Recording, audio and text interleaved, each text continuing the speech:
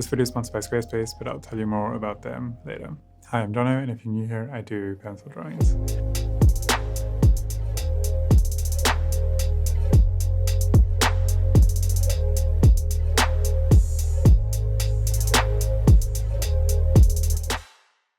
I wanted to talk about one of my recent drawings called Waiting on Stone. The process for this drawing was so much fun. I'm super proud of this piece. It's actually the sister piece for Figures of Rest. And there's some tension that was captured in this piece that I'm really, really thrilled about. The planning process for this piece was crazy. After drawing Figures of Rest, I knew that I wanted to use stone in this artwork. There was something about drawing the stone in Figures of Rest and how that contrasted the softness of the skin that I really loved, and I wanted to try and just work into the contrast of textures a little bit more. So I spent quite a lot of time in the forest, taking a look at different stones that had really beautiful lichen and moss and organic textures just growing over them.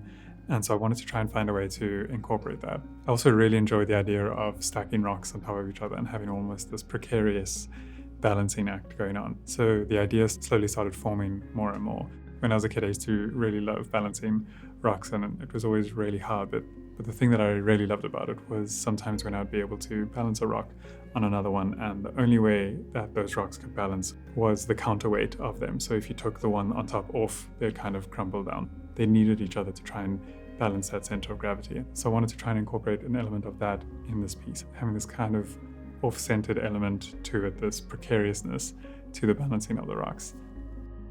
Balancing rocks also feels really meditative to me as well. So there's this element of stress in case they fall down, but it's also really calming, and you kind of just have to deal with things falling apart and kind of putting them back together again. I've always wanted to kind of bring an element of that into life and into my drawing practice as well.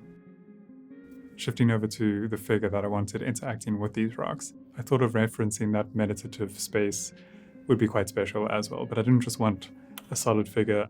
I needed there to be a bit of tension and asymmetry in the body as well. So things aren't perfect, but they are somehow aligned.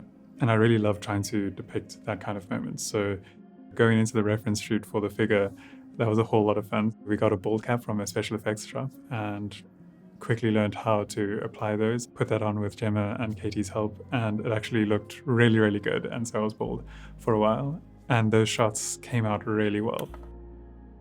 One of the small issues with this was sitting in that pose for such a long time and so many times in a row meant that I injured my hip flex a little bit, but that wasn't too serious. But it was quite a challenging position to hold, also while balancing a rock on my head, to try and make sure that the shadow and the reference was really working properly. Moving on to the actual drawing of this artwork, things alternated between feeling very much in my comfort zone and the drawing going quite quickly in moments, and then hitting these walls of textures that I found so difficult, or almost felt like I'd forgotten how to draw some of the textures, and I just kind of had to really grind through it. And so it was this full spectrum experience of feeling so confident with some elements and feeling like I'd somehow lost skill in trying to draw other elements of it. I really loved the grainy texture of the rocks and contrasted with the smooth texture of the figure's skin.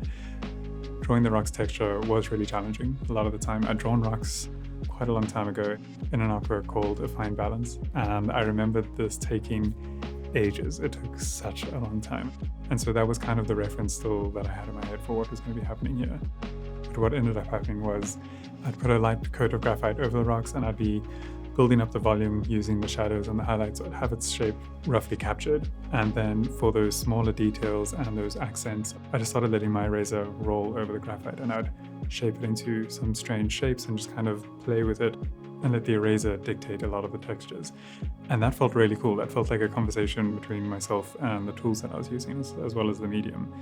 And if there was something really nice, then I'd just kind of try and enhance that a little bit, create these little crevices and highlights, and then populate that with a bit of moss and stuff. And it felt very playful, and that made that whole process and the whole experience of drawing this extremely detailed part of the drawing a lot more fun and experimental. And so time just flew by really quickly while I was capturing the texture of the rocks. Another little trick I discovered with this piece was to move a graphite stick over the rock itself as well. And that brought out the texture of the paper and created this grainy, gritty element to it, which if you were to try and draw independently, would just take an absolute age. But I managed to create this grain, and then the grains that were slightly darker, I would use little highlights to bring those out, use the blending stump to create a little shadow behind it. And so the graphite stick actually dictated that grain, that really, really fine detail of the rock. And I thought that that was really cool as well, to not be that in control of how these textures were going to come out, and let it be more of a collaboration with myself and the tools. Another moment in this piece is that very fine trickle of blood that's running down the center of the figure. And I decided to draw that with these 14B matte black pencils from Faber-Castell. And that did something to just enhance that feeling of reflectiveness in that trickle.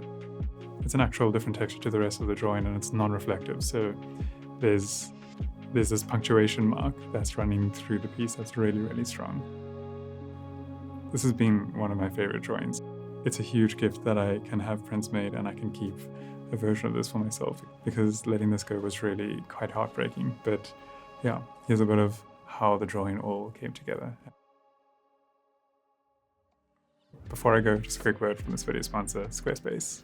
I've been working with them for a couple of years now, and they've played a huge role in my career, not only in sponsoring these videos and helping me maintain this channel, but more importantly, early on in my career, I was looking for a way to showcase my work, and I didn't have time to learn HTML, and the whole idea of building a website from scratch just seemed so daunting. I needed to make a beautiful website that made it easy for clients to find me and get in touch with me, and I felt that Squarespace did that effortlessly.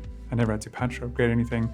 I could register a domain with them and set up an online store, and most importantly, I could design a portfolio and show my work the way that I wanted to. Also, every time I got stuck, their amazing support team helped me out instantly.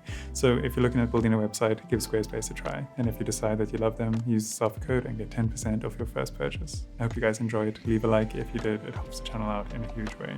As always, thanks for the support, and I'll see you guys in the